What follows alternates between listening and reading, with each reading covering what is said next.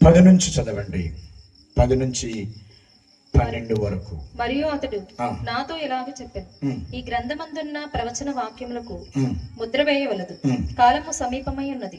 అన్యాయము చేయవాడు ఇంకనూ అన్యాయమే చేయనిమ్ము, అపవిత్రుడైన వాడు ఇంకనూ అపవిత్రుడుగానే ఉండనిమ్ము, నీతిమంతుడు ఇంకనూ నీతిమంతుడుగానే ఉండనిమ్ము, పరిశుద్ధుడు ఇంకనూ పరిశుద్ధుడుగానే ఉండనిమ్ము.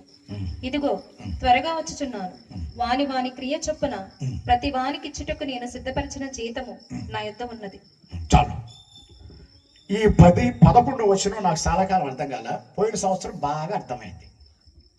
44 సంవత్సరాల నుంచి ప్రసంగాలు చెప్తున్నా, అర్థం కాలే. పోయినాడు ఫుల్గా అర్థమైంది. ఎందుకు అర్థమైందంటే, నేను తెలంగాణలో గ్రూప్ 1 పరీక్ష రాపిస్తున్నాను. గ్రూప్ 1 దరిద్రం. అప్పటికి తెలంగాణలో 2 సార్లు అది ఫెయిల్ అయింది. మీరు న్యూస్ పేపర్లో వినే ఉంటారు. పేపర్ లీక్ అయింది, గొడవలైన. ఆ కాంగ్రెస్ ప్రభుత్వం రాగానే పాప వాళ్ళు మొదలుపెట్టిన మొట్టమొదటి పరీక్ష గ్రూప్ 1. అందరూ వణుకుతున్నారు. తెలంగాణ మొత్తం మీద 50 మందిని పెట్టారు, అందులో నేను ఒక్కడిని.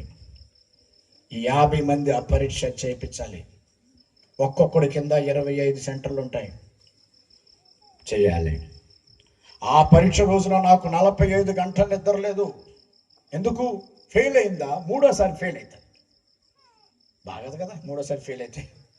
అప్పుడు విజయవాడ ఖమ్మం నుంచి ఒకళ్ళు వచ్చి చాలా మంది వచ్చారు. సో హైదరాబాద్ చుట్టుపక్కల అందరూ వచ్చారు. నేను 25 సెంటర్ నాకు కంట్రోల్లో ఉన్నాయి. ఒక్కొక్కడు ఫోన్ చేస్తున్నాడు, సార్ టైం అయింది సార్, పరీక్షకి పరీక్ష ఉంచమంటారా, స్టార్ట్ చేయమంటారా?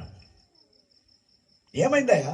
ఏమి లేదు సార్, పిల్లలందరూ వచ్చారు, కాలేజీకి వచ్చారు, సెంటర్కి వచ్చి చదువుకుంటున్నారు. ఏడ కూర్చొని? బయట కూర్చుంటున్నారంట. ఇంకొకడంట హాల్ టికెట్ జెరాక్స్ చేయించుకున్నాడట. ఇంకొక అమ్మాయి పరిగెత్తుకుంటూ వస్తుందంట. అప్పుడు నేనన్నా, చదువుకునే వాడిని ఇంకా చదువుకోనేమో, జెరాక్స్ తీసుకుంటున్న వాడిని ఇంకా జెరాక్స్ తీసుకురానేమో, నడిచి వస్తున్న వాడిని నడిచి రానేమో, పరీక్ష స్టార్ట్ చేయి. అది దాని అర్థం. అప్పుడు అర్థమైంది వచనం. ప్రభువా, అన్యాయం చేస్తున్నారా? అన్యాయం చేస్తున్న వారిని ఇంకా అన్యాయం చేయనేమో.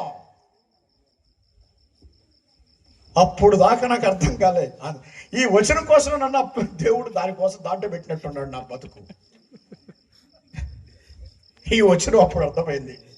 అన్యాయం చేయమని ఇంకా అన్యాయం చేయనేమో, అపవిత్రుని ఇంకా అపవిత్రుడిగానే ఉండనేమో, నీతిమంతుని ఇంకా నీతి అంటే అర్థం ఏంటంటే, టైం ఇస్ అప్.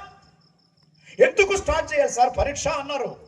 అరే పోలీసులు వచ్చి నన్ను అడుగుతున్నారు, సార్ కొంచెం చూడండి సార్, కొంచెం ఆగండి సార్ అంటే పోలీసులు కూడా చెప్పిన, నోరుమూసుకో. నేనా నువ్వా? పరీక్ష పెట్టేది నేను, కంట్రోల్ చేసేది నువ్వు కాపలాగా. నువ్వేదో నాకు చెప్పేది.